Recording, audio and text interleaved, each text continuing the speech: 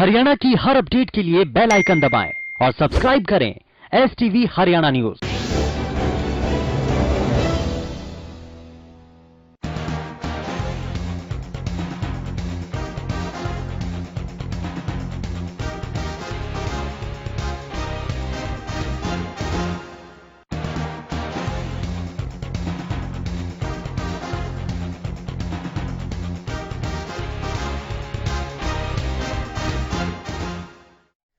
नमस्कार, prime time debate में आपके साथ मैं हूं अनामिका। अजय मिश्रा। प्रदेश में एक बार फिर से आरोपों का दौर शुरू हो गया है। नेता प्रतिपक्ष भूपेंद्र सिंह हुड्डा ने सरकार पर आरोप लगाए हैं कि सरकार ने घोटालों में सही जांच नहीं की। सरकार कहती है कि उसने आरोपी पाए गए अधिकारियों पर तत्काल कार्रवाई की। आज इसी मुद्दे पर होगी चर्चा, लेकिन उससे पहले एक रिपोर्ट देखें। हरियाणा के सियासी गलियारे में एक बार फिर से सियासत तेज हो गई है। हरियाणा के पूर्व मुख्यमंत्री और नेता प्रतिपक्ष भूपेंद्र सिंह हुड्डा ने प्रेस कॉन्फ्रेंस कर कई मुद्दों पर हरियाणा सरकार पर निशाना साधा।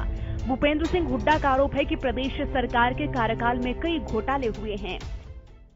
आज 5.5 साल के बाद इस भाजपा की 5.5 साल की सरकार के बाद दुशासन में आज आप देख रहे हैं अपराध, घोटाले, भ्रष्टाचार, प्रदेश जो है पिछड़ रहा है और कर्जे में डूबे जा रहे हैं। बेरोजगारी कितनी बढ़ रही है, ये आपके सामने देखते हैं, परिस्थिति है। नेता प्रतिपक्ष भूपेंद्र सिंह हुड्डा यही नहीं रुके। उन्होंने शराब घोटाला, धान घोटाला समेत कई और मुद्दों पर सरकार को घेरा।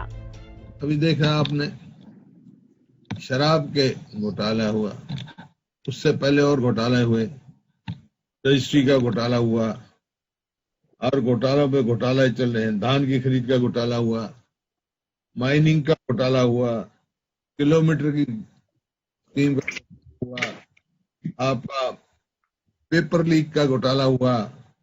एक के बाद एक घोटाला है। अब ओवरलोडिंग का जो माफिया, ओवरलोडिंग का घोटाला कितना बड़ा है उसका आपको अंदाजा नहीं। गौरतलब है, जिन घोटालों की बात हुड्डा कर रहे हैं, सरकार उन पर पहले ही सफाई दे चुकी है। इसके साथ ही प्रदेश सरकार उन अधिकारियों पर कार्रवाई भी कर चुकी है जो इन घोटालों में लिप्त पाए गए हैं। हालांकि हुड्डा की शिकायत सरकार की इस कार्रवाई को लेकर भी है। भूपेंद्र सिंह हुड्डा का कहना है कि सरकार ने छोटे अधिकारियों पर कार्रवाई कर बड़े अधिकारियों को बचा लिया है, जबकि इन मामलों में पूरी जांच की जाए तो अभी और कड़ियां भी इन आरोपों में घिरी मिलेंगी।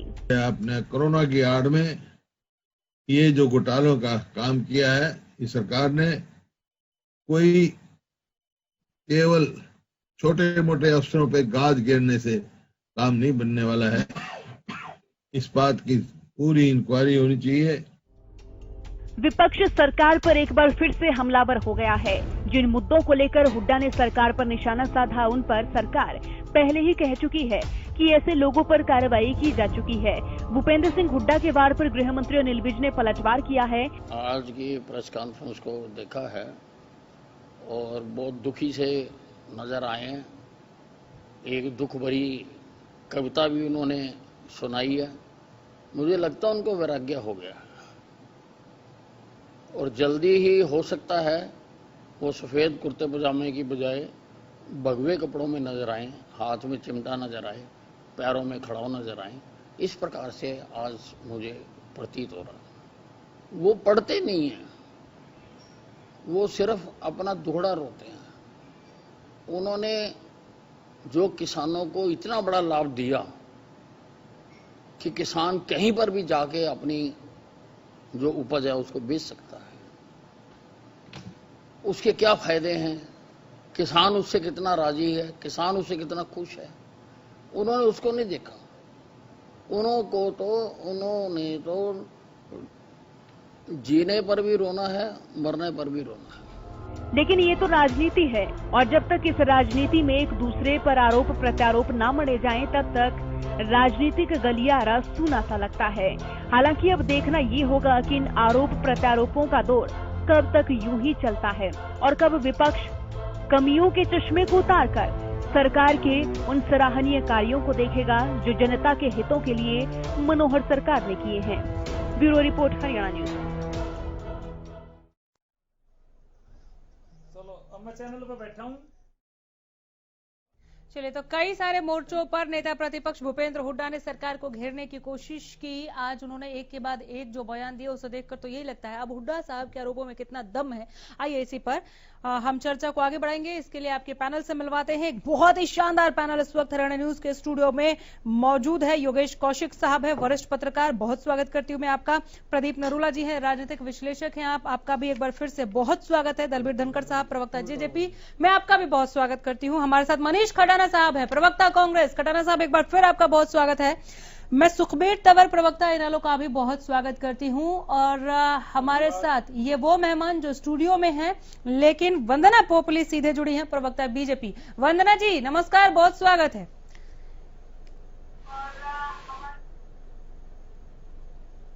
आवाज मिल रही है मैम? तो आप ही से पहले प्रतिक्रिया ले लूं मैं। हुड्डा साहब ने तो घेर लिया एक के बाद एक कई सवाल सरकार के ऊपर। वॉइस ऑन नहीं है मेरी।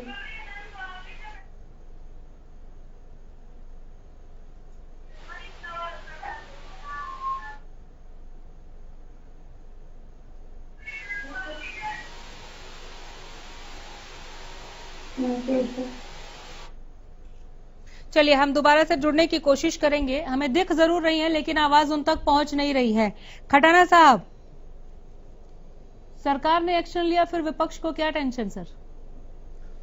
नहीं, सरकार ने एक्शन लिया, पता नहीं कौन सा एक्शन लिया और कब लिया, ये तो प्रदेश की जनता भली भांति देख रही है। और सरकार ने किस किस संदर्भ में और किस किस समय में और कैसे एक्शन लिया, ये भी पूरा हरियाणा आज देख रहा है। चाहे वो आज की स्थिति पूरे देश में जो कोरोना की बात कर लें, और चाहे जो हुड्डा साहब ने आज जो पीसी करी, उन्होंने जिस तरीके से घोटाले बताए, और इस घोटाले पे यहाँ पर हरियाणा न्यूज में पहले भी काफी बार चर्चा हुई, और साथ में एक्शन भी तो हुआ ना। कुछ नहीं, लीपापोती हुई। अच्छा। किसी की एसआईटी गठित हुई, एक भी आदमी कहीं दूध का दूध पानी का पानी हुआ हो तो बताओ। चाहे माइनिंग घोटाले की बात कर लो, चाहे ओवरलोडिंग की बात कर लो, चाहे शराब घोटाले की बात कर लो, चाहे धान घोटाले की बात कर लो, अभी हाल ही में रजिस्ट्री घोटाले की बात कर लो। आज 15 दिन से रजिस्ट्रियां बंद है। खट्टर सरकार जो पारदर्शिता की बात करती है, खट्टर सरकार जो ईमानदारी की बात करती है, और जब इस लॉकडाउन में पूरा देश ये जानता है कि आज की डेट में सरकार के पास वास्तव में रेवेन्यू की कमी है, क्योंकि सारी अर्थव्यवस्था चौपट हो गई, फैक्ट्रियां बंद हो गई, कंपनियां बंद हो गई, नौकरियां चली गई, लोगों के पास इनकम टैक्स भरने के लिए इनकम ही नहीं है, तो इनकम टैक्स कहां से होगा? ऐसे में जब सरकार ने रजिस्ट्रियां खोली, जिससे सरकार को सबसे ज्यादा रेवेन्यू होता है, और गुड़गांवा, सोहना, पटौदी, गुड़गांवा जिला जो पूरे हरियाणा में 65 से 70% रेवेन्यू का केंद्र है, और लोग यहां पर भारी भरकम 5 बार इस सरकार ने रेवेन्यू बढ़ाया। रजिस्ट्रियां का सर्कल रेट जहां 10,000 थे, इन्होंने 30,000 रुपए कर दिया। प्रॉपर्टी तो डाउन हो गई, लेकिन सर्कल रेट बराबर बढ़ता रहा, जिससे सरकार का रेवेन्यू, सरकार का घर बढ़ता रहा। और जब सरकार ने इस कोरोना काल के अंदर रजिस्ट्रियां खोली, हमें लगा चलो ठीक है, अच्छी बात है, सरकार को रिवेन्यू मिलेगा, सरकार के पास रिवेन्यू होगा तो आम जन के लिए कहीं ना कहीं वो पैसा काम आएगा। और उस रिवेन्यू के अंदर यहाँ के तहसीलदारों ने जिस तरीके से मनमानी तरीके से पैसे लोगों से वसूले, जिसकी सोना की रजिस्ट्रियों में उठा के देख लो, लोग लाइव वीडियो कर रहे हैं, लोग धांधली का आरोप लगा रहे हैं, और खुलेआम तहसीलदार कह रहा है ठीक है, मतलब कहीं पर भी एक्शन आपको काफी नहीं लगता है ना? ना काफी है। एक सेकंड, तहसीलदार आप देखो इनकी सरकार में कह रहा है कि भैया एमएलए भी लेता है, मंत्री भी लेते हैं, सब लेते हैं, जहां जाना है चले जाओ। तो पारदर्शिता है कहाँ? वो ईमानदारी की जो बात करते थे, जो ढोल पीटते थे, वो है कहाँ? पे चोट कर रहे हैं। वंदना जी, आवाज मिल रही है तो जवाब चाहूंगी। आपको मेरी आवाज आ रही है? बिल्कुल आ रही है, जवाब दीजिए। जी, मैं सबसे पहले आपको कहना चाहूंगी कि अभी मनीष खटाना जी बहुत सारे घोटालों की बात कर रहे थे, और आज भूपेंद्र हुड्डा जी ने भी बहुत सारे घोटालों की बात करी, बहुत सारे प्रश्न उठाए, लेकिन साथ ही साथ उन्होंने एक शेर भी सुनाया। उन्होंने कहा कि अजीब से हालात में तेरे आने के बाद सुबह का दर्द शाम तक पुराना हो जाता है। तो आपके कहने के माध्यम से मैं हुड्डा जी से और मनीष खटाना जी से मैं बोलना चाहूंगी कि हम आगा भी करते हैं चले जाते हैं बदनाम, और वो कत्ल भी करते तो सच्चाई नहीं होती। देखते हैं शहर में अखंड तक कांग्रेस सरकार जिसने चलाई, आज वो हम पर आरोप लगाते हैं। आपके कहने से घोटाले का नाम नहीं बन जाएगा, आप में से किसी ने भी आकर नहीं बताया कि कहाँ पर क्या प्रॉब्लम चल रही है। वो प्रॉब्लम हमने खुद से निकाली, उसको सॉर्ट आउट किया। लोग वीडियो बना रहे हैं मैडम, लोग लाइव वीडियो बना रहे हैं। तहसील में जाकर आप प्रॉब्लम की बात कर रहे हो। एक बार हम सुन लेते हैं। हमारे पास और 4 मेहमान हैं, सबके पास बारी बारी। अखबारों की सुर्खियां हैं, तहसीलदार 1 लाख रुपए मांग रहे हैं। 1 मिनट मैम, खड़ाना साहब पूरा मौका मिला, 4 और मेहमान है, वक्त जाया ना करें। बोलिए नहीं बोलिए। घोटाले का नाम ले रहे हैं। हाँ। मुझे एक बात बताइए, कौन से ऐसे मंत्री है या एमएलए है किसका नाम है आपके से जो मुख्यमंत्री रहे हैं, उनका भी केस चल रहे हैं भ्रष्टाचार के। भ्रष्टाचार के इनके बाद का आपका तो वो ही नहीं है। अब आप सुनिए, सबसे पहले आप जिनको भ्रष्टाचार कहते हैं, सबसे पहले आपने बोला धान खरीद घोटाला। क्या किसी किसान को नुकसान हुआ? अगर कहीं पर भी लगा सरकार को स्टॉक कम है तो उसकी रिकवरी करी। हमने खुद आकर बताया कि यहाँ पे स्टॉक कम पाया गया और उसके ऊपर हम एक्शन ले रहे हैं। आज यहाँ पे जीवन स्कीम की बात करते हैं, बस चलिए नहीं तो कहाँ से नुकसान हो गया, कहाँ से घोटाला हो गया। राजनीतिक घोटाले की बात आप कर रहे हैं। विजिलेंस विभाग ने बड़ी कार्रवाई करते हुए व्यक्ति का जो मालिक है उसको गिरफ्तार किया, ये स्टेप हमने उठाया। शराब घोटाले की यहाँ पर बात करें, अभी आपने मुख्यमंत्री जी को सुना होगा, उन्होंने पहले भी कहा, आज भी उनका बयान आया कि कोई भी भ्रष्टाचारी जो बख्शा नहीं जाएगा। ये कांग्रेस की सरकार नहीं है, ये भारतीय जनता पार्टी की सरकार है। ये मानती है कि हम 0 टॉलरेंस है भ्रष्टाचार के लिए। ट्रांसपेरेंट हमारी सरकार है। अगर कोई भी व्यक्ति ऐसा मिलता है जो भ्रष्टाचार कर रहा है, उसमें लिप्त है, तो उसको बख्शा नहीं जाएगा। चलिए ठीक है, तंवर साहब आप कुछ कहना चाह रहे थे? अनामिका जी, इस प्रकार से भारतीय जनता पार्टी की प्रवक्ता महोदय जैसे बोल रही थी, वो बड़े ताजुब है। मतलब जो सारी व्यवस्था, जो बात है अब तक की, जितने घोटालों का जिक्र मुझसे पहले हुआ, सब सार्वजनिक मंचों पे है, सबको सब पता है। कैसे लिपापोती कर रहे हैं?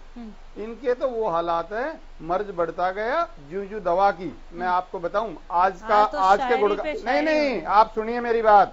आज गुड़गांव नगर निगम, मैडम आपके बीच में नहीं बोलूं, बीच में मत बोलना। आऊंगी मैम, आज गुड़गांव की खबर है, नगर निगम कार्यालय के बराबर में, और जिस प्रकार से अवैध कॉलोनी कटी है, और जो एमसीजी के कमिश्नर हैं वो कह रहे हैं अवैध है, डीसी साहब को पता नहीं है, और जो नगर नियोजक हैं उनका अता पता ही नहीं है। कैसे ये सब हो रहा है? दूसरी बात, जिस प्रकार से शराब का घोटाला हुआ, जो थानों में रखी हुई शराब कैसे चली गई? क्या गृह मंत्री और आबकारी मंत्री की क्या जिम्मेदारी थी?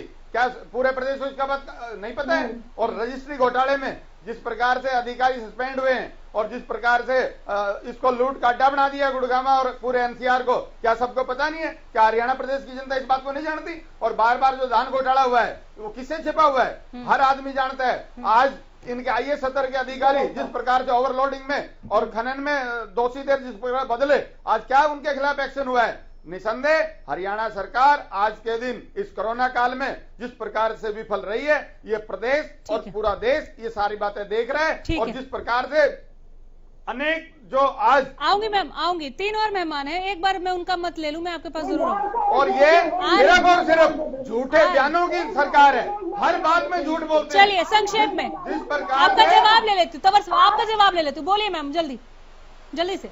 जी यहाँ पे मनीष खजाना जी बार बोल रहे हैं, घोटालों की बात कर रहे हैं। यहाँ पर घोटाले किस तरह से हुआ करते थे वो सुनिए। प्लाटों की बंदर राज, यहाँ पे पिछले 10 साल से हुआ करोड़ का घोटाला, किसी को पता नहीं क्या, लाखों का लाइट घोटाला। मेरे पास ढेर है इन सब चीजों का, ये आपके समय में। और हमारी सरकार ने क्या किया? हमारी सरकार ने भ्रष्टाचार विरोधी सेल को खोला, हमने टोल फ्री नंबर दिया। आश्चर्य अनुरोध है, 1800 2022 पर जाकर कभी भी आप अपनी कोई शिकायत है दर्ज कराइए, आपको मना नहीं किया। लेकिन कहीं पर भी अगर कोई शिकायत आई तो उसको रखने का काम हमने किया। मुख्यमंत्री जी कहते हैं कि भ्रष्टाचार खत्म नहीं हुआ है, लेकिन उसको खत्म करने के लिए पूरी तरह से अग्रसर है।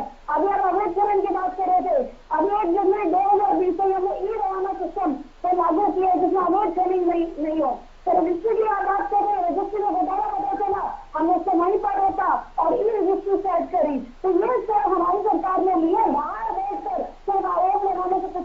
ठीक है धनखड़ साहब जो चीजें गिना रही है वंदना पोपली यहाँ पर, जैसे कि अभी सार्वजनिक मंचों पर है ये तमाम घोटाले, ये तंवर साहब ने भी कहा, खटाना साहब ने भी, हुड्डा साहब को आप सुनकर ही आए हैं, तो क्या ये चीजें जो वंदना जी गिनवा रही हैं ये सार्वजनिक मंचों पर नहीं है क्या लीपा पोती का जो आरोप लग रहा है वो कोई राजनीतिक चाल आपको दिख रही है या क्या वजह है?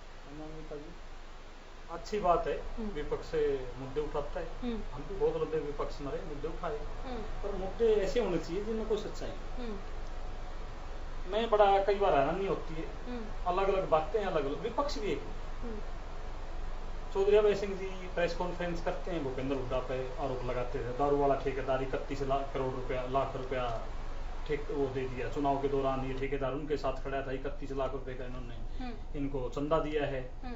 भूपेंद्र सिंह हुड्डा उन पर आरोप लगाते हैं, आरोप लगाओ, सच्चाई होनी चाहिए, आरोप बिल्कुल लगाना चाहिए। धान घोटाले को बड़ा बार बार बात करते हैं चौधरी अभय सिंह चौटाला, मेरे को एक याद है जींद चुनाव में जब इनकी 3454 वोट आई थी, अच्छी बात थी, उन्होंने जो बात रखी मैं आज भी उनकी इस बात से रखता हूं, पर वो बात करके भाग जाते हैं। 2-3 बातें उनकी थी, एक तो उन्होंने एक वायदा किया था, अगर अजय सिंह का परिवार, जननायक जनता पार्टी, अगर कोई भी इनकी अपनी जमानत बच जाए विधानसभा का मुंह देख ले तो मैं संन्यास ले लूंगा पॉलिटिक्स, वो अपनी बात पर नहीं रुके, कोई बात कोई होती आदत किसी आदमी की। मेरे को आप ये पूछ के बताओ कि आप सबने प्रेस कॉन्फ्रेंस लाइव नहीं की थी जींदबाई इलेक्शन के बाद, जिसमें उन्होंने कहा था मैं एफिडेविट लेके जाऊंगा राष्ट्रपति जी के पास, हमारे फला बूथ पे इतने एजेंट थे, इतने वोट थे, वहां 0 कैसे आ गया? आज तक तो एफिडेविट कहीं देखा ही नहीं। तो बोल के भागना मतलब अच्छी बात नहीं, बोल के रुकना अच्छी बात है, रुकना चाहिए, खड़ा होना चाहिए। धान घोटाले की बात करते हैं, बीजेपी भी कांग्रेस भी करती है, इनेलो भी करती है। धान घोटाला है क्या, एक बार बताएं तो। हमने जो है जब मिलर को जीरी दी और वापिस ली, 3 बार फिजिकल वेरिफिकेशन कराई। आपको ध्यान होगा गर्ग साहब कांग्रेस के प्रवक्ता है बजरंग दास गौर, वो कह रहे व्यापारियों को तंग किया जा रहा है, अरे हमने अपना माल रखा है, हमने पैसा दिया है स्टॉक का, हमने उनसे वापसी लेना है, हम अपने माल को कितनी बार चेक करें, किसी को क्या तकलीफ है? भूपेंद्र सिंह हुड्डा तो कहते हैं आप घोटाला कर रहे हो, जब उनको चेक करते हैं इनके प्रवक्ता कहते हैं कि आप कर क्या रहे हो, आप तो व्यापारियों को तंग कर रहे हो। बड़े डबल स्टैंडर्ड बातें हैं, टुकड़े टुकड़े गैंग है कांग्रेस की। तो आप देख लो राजस्थान में क्या हुआ, गहलोत साहब क्या कह रहे थे, निकम्मा नाकारा उप मुख्यमंत्री, वो उनके साथ हो गए, अब इकट्ठे हो गए। तो कांग्रेस की बातें तो जितना सीरियस लोगे दिक्कतें आएंगी। सही बात लेके आए, ठीक है, मेरे भाई मनीष खटाना जी बैठे, इन्हें सोना की बात कही, बहुत अच्छी बात की नहीं कि सोना के रहने वाले, ये सोना इनकी कौन सी चौंसी है।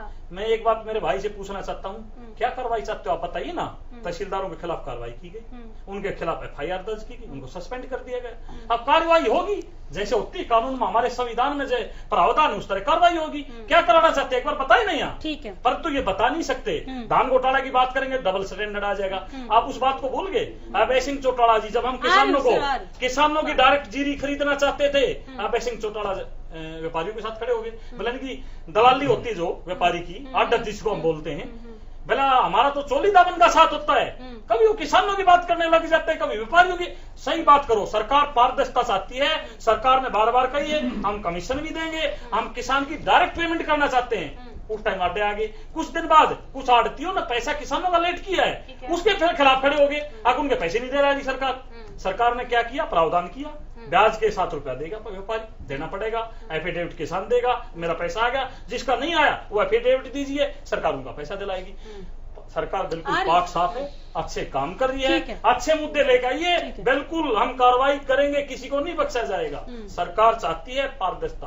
पारदर्शिता क्या होती है, रजिस्ट्री आप कहीं से कराइए, ऐसा सरकार करने जा रही है। सोना की रजिस्ट्री आप हिसार में बैठ के कराइए, आप कहीं बेरी में बैठे वहां से कराइए, आप सिरसा से कराइए, आप पेपर वर्क कीजिए, ऐसी व्यवस्था ला रही है। इसमें थोड़ा डिले है रजिस्ट्रियों की, बिल्कुल मेरे भाई ठीक करें, रजिस्ट्रियां रुकी हुई, इसमें कोई शक नहीं, बहुत जल्दी शुरू हो जाएंगी और बहुत पाक साफ तरीके से रजिस्ट्रियां कहीं से बैठ के। नरोला साहब, सरकार का एक्शन, विपक्ष का टेंशन, आपको समझ में आ रहा है क्या? हुड्डा साहब ने आज बहुत बारीकी के साथ एक एक बात रखी और हर बात में दिख रहा था कि वो सरकार को कटघरे में खड़ा कर रहे हैं, कितना दम दिखा?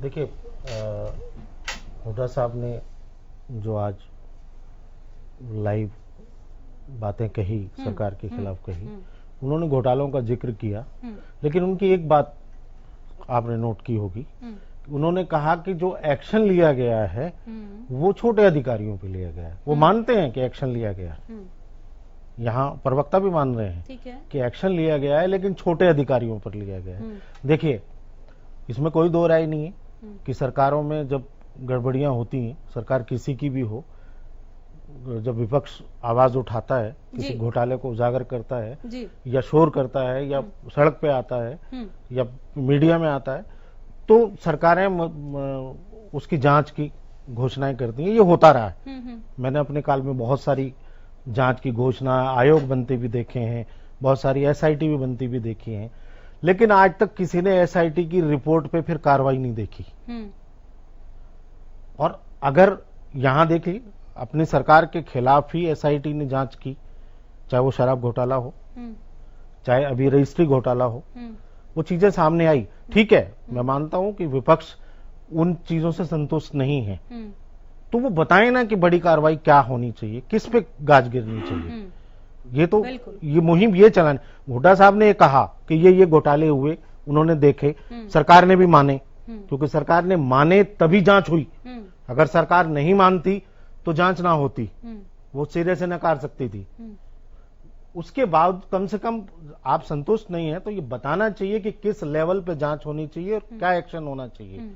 तो ये चीजें सामने आनी चाहिए, आवाज ये उठनी चाहिए, जैसे भी कि आज सारे घोटालों की बात कर रहे हैं कि जांच हुई, तरीके से नहीं हुई, ये विषय होना चाहिए, और किस लेवल पे होनी चाहिए थी।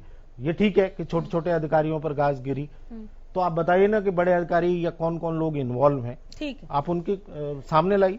ठीक है, ये इस सवाल का जवाब मैं खटाना साहब आपसे जरूर लूंगी, तंवर साहब आपसे भी, लेकिन कौशिक साहब आपका मत यहाँ पर बहुत जरूरी है। सबको सुनने के बाद में एक वरिष्ठ पत्रकार का यहाँ पर मत, वरिष्ठ पत्रकार की प्रतिक्रिया जानना। पत्रकार नरूला जी हैं, आपने आज गलत बोल दिया है। मैं पॉलिटिकली तरीके, राजनीतिक तरीके से एनालाइज करता हूँ चीजों को जी। और राजनीतिक तरीके से जब मैं ये सोचता हूँ तो मैं ये पाता हूँ कि चाहे सरकार पुरानी रही हो, चाहे सरकार अब रही हो, घोटाले होते हैं, घोटाले हो रहे हैं आज भी। तो सबसे पहली बात, अच्छा हो भी रहे हैं, और ये इस सरकार की मैं अच्छी बात मानूंगा कि इन्होंने एक्सेप्ट किया है कि हाँ जी घोटाले हुए हैं, यहाँ तक बात ठीक है। अब इसके बाद जब हम आगे बढ़ते हैं तो आगे बढ़ने में मुझे संदेह नजर आते हैं। जैसे शराब का मामला है, एसआईटी का गठन किया गया, आप अखबार पढ़ो या किसी को पढ़ो, उसके पावर क्या थी? उसको पावर ही नहीं थी कुछ भी करने की। ठीक है, अब आते हैं आगे। जीरी का मामला है, जीरी का मामला बहुत पुराना हो गया। अब मुझे तो लगता है विपक्ष भी कह कह के थक गया। जीरी का घोटाला है नहीं तो फिर उसमें जिक्र मत करो। एक बार आके सरकार कह दे कि भाई नहीं है बिल्कुल, ये देखो हमारे पास प्रूफ है, पर वो नहीं प्रूव नहीं कर पाए। ऊपर अपोजिशन ये कह रहा है, अपोजिशन कह रहा है कि जी घोटाला है। मैं इसको राजनीतिक तौर पे अगर हम बात करें तो राजनीतिक तौर पे अपोजिशन ने कह दिया घोटाला है, इन्होंने कह दिया नहीं है। तो आप बैठ के बात कर लो, आप प्रूव करो उनको, आप मीटिंग भी करते हो, आप कहीं तो साबित करो, पब्लिक में ही साबित कर दो आप। चलो छोड़ दो इसको भी। शराब का हो गया, इसका हो गया, डंपर वगैरह का, अभी रजिस्ट्री का। घोटाले हैं छोटे बड़े, उसी के हिसाब से एक्शन छोटे या बड़े होंगे ही होंगे, ये बात हो रही है। लेकिन आज मैं पूछ रहा हूं डंपर वगैरह का जो मामला था उसमें मूलचंद जी, मैं यही डिबेट में भी था, मूलचंद जी ने कहा था कि जी हो जाएगा, एक्शन हो जाएगा। किस पे एक्शन हुआ बता दो। 1000 ट्रक पकड़े गए थे उस टाइम पे, 1000 ट्रक एक दिन में ही। ठीक है, इसका मतलब घपला हो रहा था, घोटाले हो रहे थे, और प्रूव मतलब उसने अपनी तत्परता से साबित किया सरकार ने कि देखो हम एक्शन भी ले रहे हैं। पर किसके अगेंस्ट क्या हुआ? कोई भी। मैं ये नहीं मान सकता कि 1000 ट्रक किसी ऑफिसर की मर्जी से चल सकते हैं। मैं किसी कीमत पे नहीं मान सकता कि लाखों बोतल शराब की किसी एक अफसर की मर्जी से इधर से उधर जा सकती है। और अब इनमें सबसे बड़ी बात क्या होगी इस सरकार में कि जो इनके जो उप मुख्यमंत्री जी हैं वो और जो वरिष्ठ मंत्री जी हैं वो, उन्हीं के बीच तलवार खिंच गई है कि गलती आपकी है या गलती आपकी है। तो ये चीजें कंफ्यूज कर रही है मुझे। तो धनखड़ साहब जवाब। अनामिका जी, मैं कौशिक साहब को इतने वरिष्ठ आदमी हैं, मतलब दिया, और मैं तो कहूँगा सूर्य ये न दिया हूँ। मैं बार बार कह रहा हूँ धान घोटाला क्या है, एक बार फिर समझ लो, मैं फिर समझाना चाहता हूँ। धान का घोटाला क्या बताया गया, जो हम मिलर को जो जीरी देते हैं एक तय मापदंड के हिसाब से देके वापस लेती है सरकार चावल। फिजिकल वेरिफिकेशन किस लिए की जाती है? पहले के टाइमों में शायद ये दिखते रही होंगी, अब वो सीधा स्टॉक ना लेके बाद में चावल दे देते थे। सरकार ने पहली बार ऐसा किया, फिजिकल वेरिफिकेशन 2 बार या 3 बार हुई है, ध्यान हो तो कैमरा लगा के माथे पे कैमरे लगा के चेक कराइए आपका स्टॉक है। क्यों? हमारा अपना स्टॉक हो, सरकार का स्टॉक है, सरकार ने उनको पैसा दे रखा है, उनको मिलर को मिलिंग मिलती है और वापिस चावल सरकार लेती है। वो स्टॉक माननी थी, 1-2 व्यापारी के वहां स्टॉक नहीं मिला, सरकार ने एक्शन लिया, ब्याज के 7 रुपया लिया। घोटाला मैं पूछ रहा हूँ किस चीज का घोटाला? स्टॉक दिया, स्टॉक लिया। अनामिका एक सवाल मैं दलबीर जी से करना चाहूंगा, पूछ लीजिए। हाँ, क्या वो मानते हैं कि रजिस्ट्री का घोटाला हुआ? सर मैं 100% कहता हूं, रजिस्ट्री का घोटाला नहीं हो तो तहसीलदार सबसे बड़ा ऐड होता। तहसीलदार, नायब तहसीलदार जिन्होंने रजिस्ट्री की, कि उनको हटाया क्यों, मतलब वो उनको FIR क्यों कराई उनकी? बिल्कुल कौन मना कर रहा है इस बात को? बिल्कुल। अगर विपक्ष चाहता है, अगर विपक्ष चाहता है, मान रही है, नहीं, अगर विपक्ष चाहता है कि इसमें बड़े लोगों की भी जांच की जाए तो आपत्ति क्या है? नहीं, हमें तो कति आपत्ति नहीं है। मैं तो कहता हूँ रजिस्ट्री तो तहसीलदार करता है, तहसीलदार से बड़ा कौन है? आप बताओ ना कौन सा किसके साइन? शराब का ठीक है, आ रही है, ठीक है। आप एक बात बताइए, सारे सस्पेंड कर दिए, जिनके खिलाफ FIR करा दी, आपत्ति क्या सुन लेते ना, आपत्ति क्या सुन लेते, बारी बारी। नहीं, आपत्ति नहीं है। देखिए सुनिए, यहाँ धनखड़ साहब जो बता रहे हैं तहसीलदार से बड़ा कौन है, मैं इनकी जानकारी के लिए बता दूं, ये जो रजिस्ट्रेशन का काम है इसका मुख्य अधिकारी DC होता है, और DC की सारी जिम्मेदारी गलत या ठीक की DC की है, ठीक है। और अब जो ये इसमें नया अमेंडमेंट कर रहे हैं उसमें DC को जवाबदेह पूर्णतः बना रहे हैं, वो एक अलग बात है। नहीं, कर नहीं रहे हैं। जो अब तक जो लूटा है प्रदेश, उसका जिम्मेदार कौन है? जो अब लुटवा दिया उसका जिम्मेदार कौन है? ठीक है, आ रही मैं जिसमें वैसे चौटाला नंबर 1 है, उनकी वजह से हो रहा है सब। ठीक है। और दूसरी बात मैं बता दूं, अभी जो नरूला साहब बात कर रहे थे, अरे धनखड़ साहब रुक जाओ, डूब चुकी है, रुक जाओ। वो जब मैं कह रहा हूं रुक जाओ, संन्यास अभी नरूला मैडम में खुद कह रहे हैं, हम जवाब नहीं कर रहे हैं, DC साहब की इन्वॉल्वमेंट कर रहे हैं, DC साहब जिम्मेदार है। ठीक है, जो सरकार कह रही है हम इस काम को करके जाएंगे, करेंगे। हमें संदेश गया सर, DC साहब के विषय में SIT नहीं बनी, एक बिना दांत का शेर SCT बनाई, जो के कौशिक साहब ने बताया, और मिशन में आज का आबकारी मंत्री और आज का गृह मंत्री इस शराब को चोरी होकर चले, ठीक है, खड़ा है सर, पूरे इलेक्शन का पूछ दो, किसको भेजे थे? हो गया सर, जीत बाई इलेक्शन पे हम यहाँ नहीं बैठे हैं। आप दोनों बुद्धिजीवी हैं, समझिए। नहीं सर, तंवर साहब बिल्कुल नहीं, तंवर साहब बिल्कुल नहीं। क्या पता नहीं है क्या हरियाणा प्रदेश हो गया सर, आप मुझे सुन रहे हैं सर, आप मुझे सुन रहे हैं सर, आप मुझे सुन रहे हैं। मैं जींद बाई इलेक्शन पे बैठी ही नहीं हूँ, मुझे इस बारे में बात ही नहीं करना। आ रही हूँ, खटाना साहब, आप उस बात का जवाब दीजिए सर, डिबेट को ट्रैक पे रहने दीजिए प्लीज, मेरे पास वक्त नहीं है। जितना मर्जी पैसा ले। तंवर साहब ब्रेक का टाइम हो जाएगा, रुकिए, सबको मौका मिलने दीजिए। खटाना साहब आ रही हूँ, वंदना जी 1 मिनट, 1 सेकंड, बस 1 मिनट का वक्त है। खटाना साहब आप जवाब दे दीजिए नरूला साहब का, कि अगर जो कार्रवाई हुई है वो नाकाफी लगती है तो काफी क्या है? देखिए, नरूला साहब की बात जायज है। मेरे बड़े भाई आदरणीय BJP के धनखड़ साहब प्रवक्ता कह रहे जी कार्रवाई भी हुई, जल्दी से मुझे वंदना जी के पास जाना है। हाँ। मैं इनसे एक बात पूछना चाहता हूँ, मैंने पहले भी बात करी, मैं पुनः दोबारा कह रहा हूँ कि लॉकडाउन के अंदर कोरोना काल में जहां वास्तव में सरकार को पैसे की जरूरत है और एक गरीब आदमी बड़ी मुश्किल से, पैसे आज की डेट में किसी पे नहीं, अगर वो रजिस्ट्री करा भी रहा है और उससे अगर रिश्वत 1-1 लाख रुपए ओपनली मांगी जा रही है, लोग अगर तहसीलों को ताला लगा रहे हैं, लोग अगर वीडियो वायरल कर रहे हैं, लाइव जा रहे हैं, उसके बाद अगर सरकार के नुमाइंदे कहते हैं कि ठीक है जी कार्रवाई, अरे भैया कार्रवाई इसके जो आदमी सोशल मीडिया पे खड़ा होकर कह रहा है कि मैं पैसे दे रहा हूं, तो उसके बाद आप इस बात के लिए पीठ थपथपा रहे हो कि हम कार्रवाई कर रहे हैं। आपके अफसर की ऐसी क्या हिम्मत है कि आपकी सरकार में जो पारदर्शिता और भ्रष्टाचार मुक्त की आप बात करते थे, क्या उन अफसरों पे सवाल का जवाब जल्दी से ब्रेक पर जाना मैडम, नाम मात्र की कार्रवाई करके लोगों को गुमराह करने का काम कर रहे हैं बीजेपी और जेजेपी। आ रही हूँ, आपकी बात का जवाब मैं ले लूंगी फिर। वंदना जी जल्दी से ब्रेक पर जाना है। देखिए देखिए मनीष खजाना जी इतनी ऊंची आवाज में बोल रहे थे, मुझे लगता है इनको हक ही नहीं बोलने का। आज ये रजिस्ट्री में पैसे आपको हक है, जीरो बोल रहे हैं, कार्रवाई होगी, SIT गठित होगी। ब्रेक के बाद आ जाऊंगी मैंने नरुला साहब को भी रोका है। आपके समय में ये बोला जाता था कि भीड़ में पत्थर फेंको तो प्रॉपर्टी किलोमीटर चलता है, यानी और कोई प्रॉपर्टी नहीं कर रहा है। इसमें आपने जितने आपने काम के घोटाले किए वो बताने की जरूरत नहीं है, यहाँ पर हमें मत बताइए। हमारा काम है डबल घोटाले करने हैं उसमें, कुछ गड़बड़ कर रहे हैं तो हम भी कर रहे हैं। आपकी तरह नहीं कि गुजरात योजना जो मर्जी बोल लो, चाहे आपके मुख्यमंत्री रहे, चाहे मंत्री रहे, चाहे MLA रहे, आप कृपया करके हमें कहीं पर भी रखा है, करने से ज्ञान लेकर एक्शन लिया है। आपको ऊंची आवाज में बोलने का हक नहीं है मनीष खजाना जी। जनता के सामने अपराध नीति देनी चाहिए। विपक्ष हमेशा जनता की आवाज सड़कों से लेकर चंडीगढ़ तक ऐसे ही उठाएगा।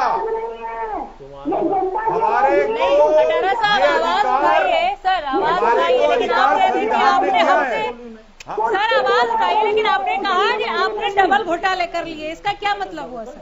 नहीं, ये कह रहे हैं कि इसका क्या मतलब? कांग्रेस काल में घोटाले हुए तो आप अपने आप को ये साबित करना चाह रहे हैं कि हम डबल करेंगे। अगर हमारे टाइम में घोटाले हुए तो जांच करवाओ, अगर हमारे टाइम में घोटाले हुए तो जांच करवाओ। आप 6 साल तमाम घोटालों पर और इन घोटालों पर विपक्ष के सवाल का जवाब लेकर हम बहुत लौटेंगे छोटे से ब्रेक के बाद। अपने आप को बचाने और छुपाने के लिए दूसरे पे इल्जाम लगाते हो। आज जो घोटाले हो रहे हैं उनको तो पूरा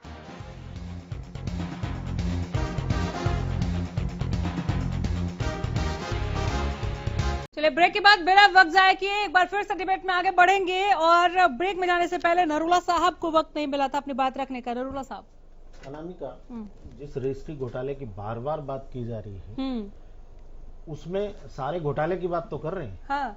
लेकिन असल मुद्दे की बात न विपक्ष कर रहा है न कोई और कर रहा है। देखिए, अगर रजिस्ट्री में घोटाला हुआ, पैसे कौन लोग देते हैं? अगर जिसकी रजिस्ट्री बिल्कुल पाक साफ होगी वो पैसे कभी नहीं देगा। इसका मतलब है कि अनऑथराइज कॉलोनी की रजिस्ट्री थी या रजिस्ट्री में कोई घालम घेल था, तभी रजिस्ट्री कराने वाला पैसे देने को मजबूर हुआ। उसकी बात नहीं कर रहा कोई भी, क्योंकि वो किसी अवैध कोई कहीं अवैध रूप से कॉलोनी कट रही होगी, उसकी रजिस्ट्री कराना चाहता होगा, या बहुत सारे ऐसी चीजें हैं जिसे छुपा के वो रजिस्ट्री कराना चाहता होगा। ये घोटाला है सबसे बड़ा। सही मायने में घोटाला ये है कि आखिर कौन सी जमीन की रजिस्ट्री होनी थी जिसके एवज में पैसे दिए जा रहे थे। ठीक है, पैसे ले रहे हैं, रिश्वत ले रहे हैं, करप्शन का केस है, लेकिन कम से कम उसकी तह में तो जाना चाहिए कि आखिर ऐसी कौन सी जमीन की रजिस्ट्री जिसके पैसे देके रजिस्ट्री। एक सेकंड के लिए नरुला साहब जी, विषय ये है कि जिन जमीनों की रजिस्ट्री जो आप चर्चा कर रहे हैं उनमें रजिस्ट्री के लिए एनओसी की आवश्यकता होती है, और इसमें पूरी एक नेक्सस ने काम किया है, हाँ। भूमाफिया ने काम किया है, बिल्कुल। सरकार के तो अधिकारी बार बार विपक्ष भूमाफिया की बात क्यों नहीं करता? और जो नहीं बात क्या है कि विपक्ष भूमाफिया की बात क्यों नहीं करता? हम कर रहे हैं ना बात, इसीलिए कहाँ बात कर रहे हैं? इसीलिए आपकी बात उठाई मैंने। हाँ। इसमें जिनकी जिम्मेदारी थी संबंधित जिलों के डीसी जो अपनी जिम्मेदारियों का निर्वहन नहीं कर पाए, और जिस प्रकार से नगर नियोजक और तहसीलदारों ने जो ये पूरा एक लूट का षड्यंत्र रचा है। देखिए, गलत आदमी तो गलत काम करवाएगा, इसको रोकना किसका काम है? ये रोकना सरकार का काम है। मैं ये नरुला साहब ने बिल्कुल ठीक बात कही है, लेकिन इसके आगे थोड़ा सा अगर हम चलते हैं तो क्या होता है कि कोई भी चोरी करना अपराध नहीं है यहाँ पे, जब तक आप अपनी पावर में चोरी करते हैं। मींस भाई, अगर तहसीलदार को ये पावर है कि बिना एनओसी के रजिस्ट्री कर सकता है तो उसका कोई कुछ नहीं बिगाड़ पाएगा। मैं आज गारंटी कर रहा हूं यहाँ बैठ के। जैसे बहुत बड़े बड़े जो अब ये छोटे लाख करोड़ की तो बात नहीं करनी चाहिए, मैं हजारों लाखों करोड़ की बात करने वाला हूं, जहां पे घपले हुए और उनमें क्यों छूट गए, कल्प्रिट क्यों छूट गए, उसके पीछे रीजन ये था कि मान लो जैसे ये इसका फैसला एक अकेला मंत्री कर सकता है, 1000 करोड़ तक का अकेला मंत्री अपने साइन करेगा और अलाउ कर देगा किसी को भी टेंडर। लेकिन अगर इससे ज्यादा का होगा तो इसमें कैबिनेट की मंजूरी की जरूरत है, और उसके ऊपर जरूरत होगी तो औरों की जरूरत है। इसका मतलब है कि आप अगर लीगली चोरी करते हैं तो वो चोरी नहीं है।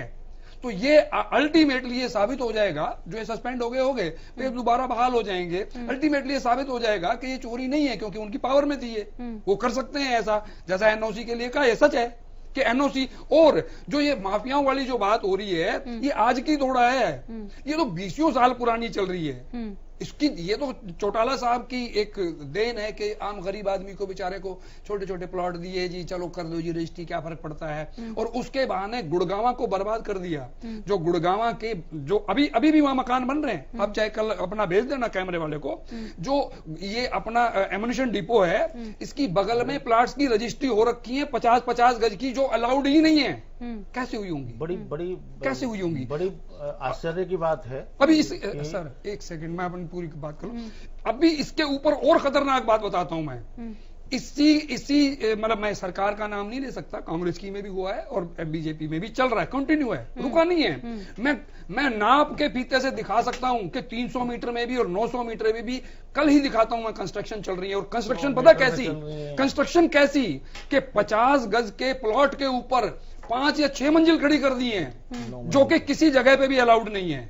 ऐसे ही और पूरे गुड़गांव के अंदर, ये तो मैंने ऐसा उदाहरण दिया है जहां पे अलाउड ही नहीं है, जहां आपको बिजली का मीटर अलाउड नहीं है, पानी अलाउड नहीं है, वहां पे जब आप ये करने के लिए कोई ना किसी की जो निगाह में है ना, वो कोई ना कोई तो देख रहा है उसे, लेकिन फिर भी ठीक है, चल रहा है। मैं कल दिखा दूंगा अगर आपको देखना जी। जहां से नगर निगम के अधिकारियों को अवैध कॉलोनी दिख रही है उनके ऑफिस से, उसको तो रोक नहीं पा रहे हैं।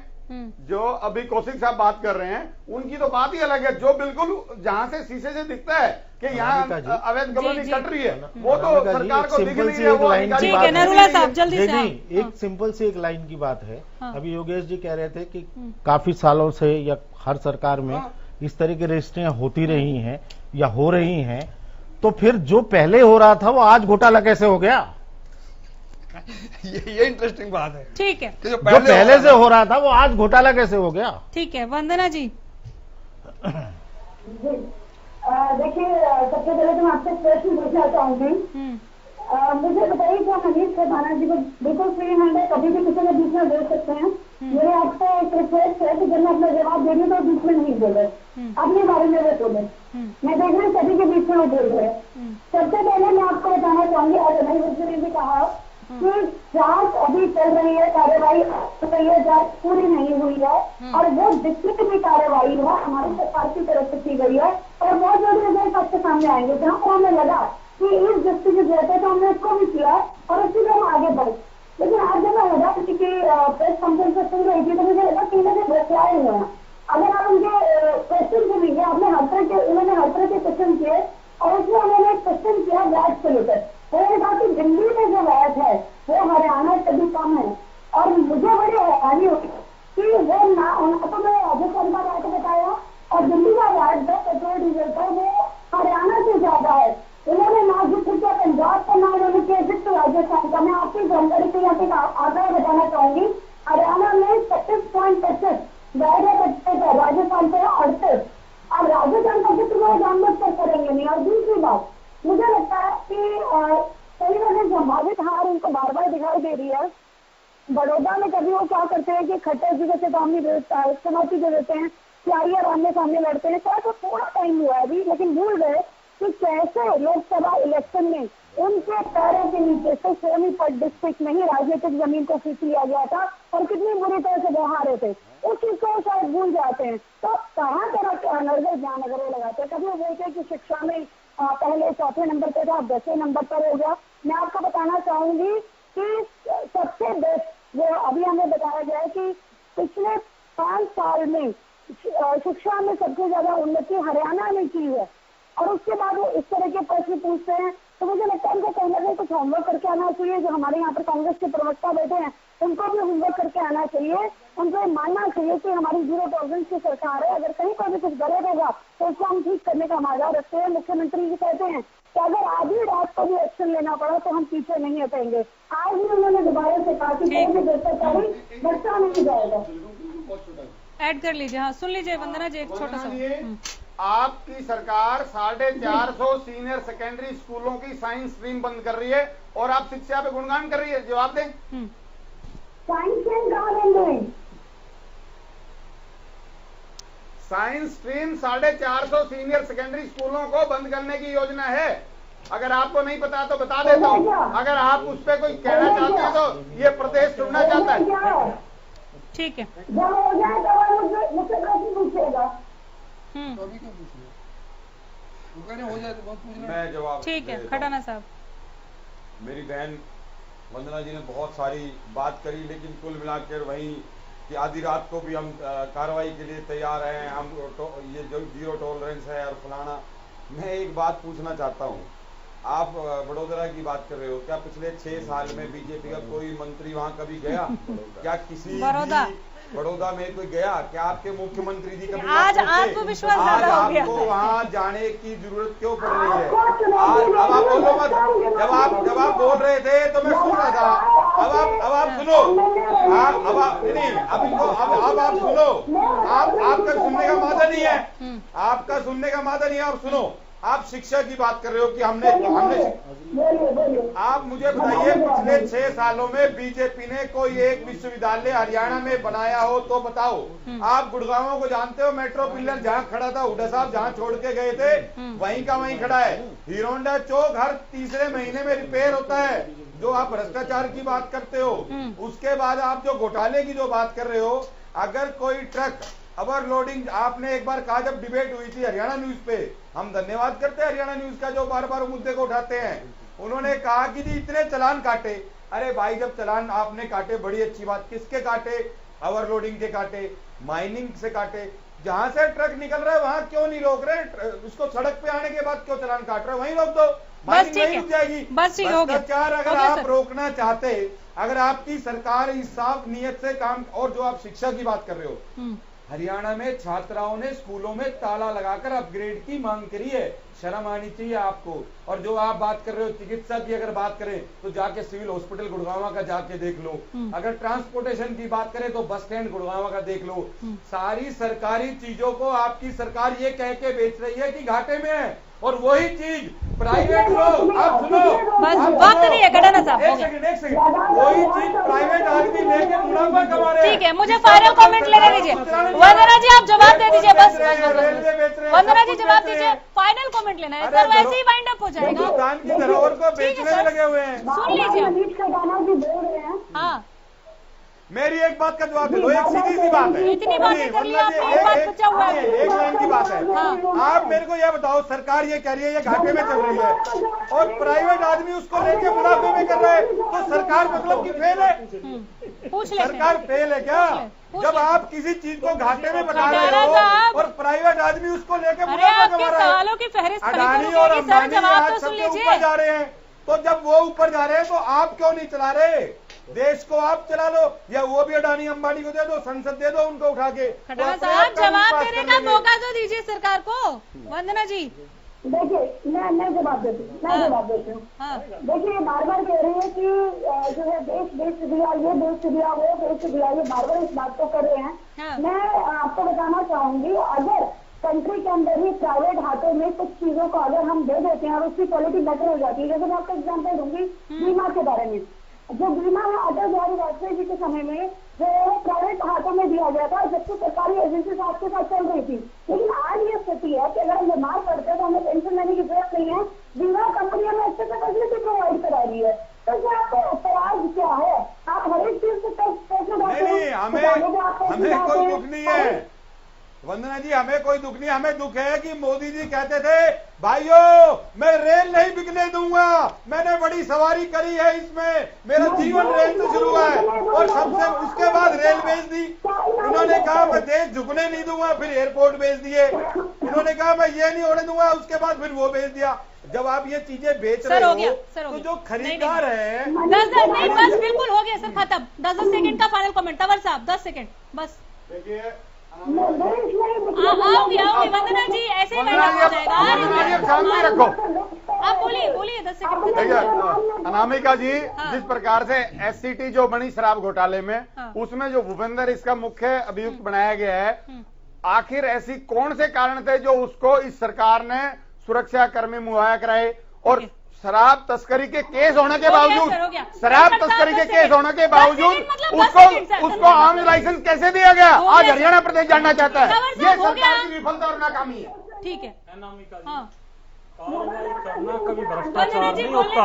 वंदना जी बोले दीजिए। हाँ। मैं आपको बार बार कह रहा हूँ, आपके चैनल पे मैं ये वायदा कर रहा हूँ, बार बार एक बात कह के जा रहा हूँ, कार्रवाई जब किसी चीज की होती है तो उसको भ्रष्टाचार मत कहो। ठीक है, ये कार्रवाई यही सरकार कर सकती है जो कर रही है। हर मुद्दे को निकाल के ला रही है, कार्रवाई चल रही है हर मुद्दे पे। 10 सेकंड फाइनल कमेंट। अगर विपक्ष के पास कोई नया मुद्दा हो तो बताइए ना। खजाने की लूट मचा दी आप लोगों ने। नया मुद्दा क्या है? क्या नया मुद्दा होता है? खटाना साहब 10 सेकंड। खटाना साहब आपने वोटों की जरूर लूट मचाई थी जिलों से, बाकी किसी तरह की लूट जेजेपी ने और बीजेपी से मचाई।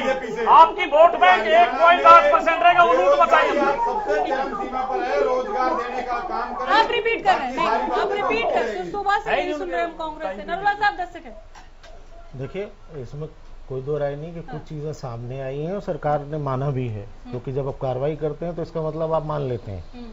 चाहे वो शराब का घोटाला हो, एसआईटी गठित की तो इसका मतलब आपने मान लिया। आपने रजिस्ट्री में कुछ तहसीलदारों को, नायब तहसीलदारों को सस्पेंड किया तो इसका मतलब आपने मान लिया।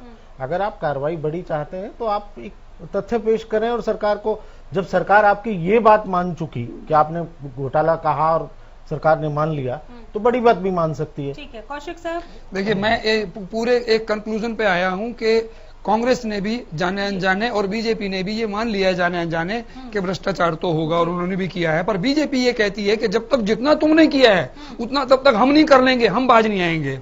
अब मैं एक उम्मीद करता हूं हरियाणा के लिए, कम से कम मैं हरियाणा के लिए एक उम्मीद करता हूं, लोगों को भी एक उम्मीद जगाता हूं। अभी तक जो है दुष्यंत जी अनटेस्टेड हैं। मैं चाहता हूं प्रभु करे कि वो पूरी अपनी बहुमत की कभी सरकार बनाएं और हम एक देखें कि क्या वाकई इन दोनों के अलावा कोई तीसरा विकल्प है। अगर वो आता है तो मुझे अच्छा लगेगा। आगे बढ़ने की इजाजत देता, लेकिन हम पहले ही समय से 2 मिनट ज्यादा इस डिबेट में ले चुके हैं। एक सवाल हमने पूछा था, मैं आप सबों का शुक्रिया अदा करती हूँ इस डिबेट के लिए। एक सवाल पूछा था, वो सवाल और उसका जवाब जरा देखें आप। सवाल था कि कोरोना काल में मनोहर सरकार के द्वारा किए गए काम से क्या आप संतुष्ट हैं? यस और नो में आपको अपना जवाब भेजना था। आप जवाब देखिए।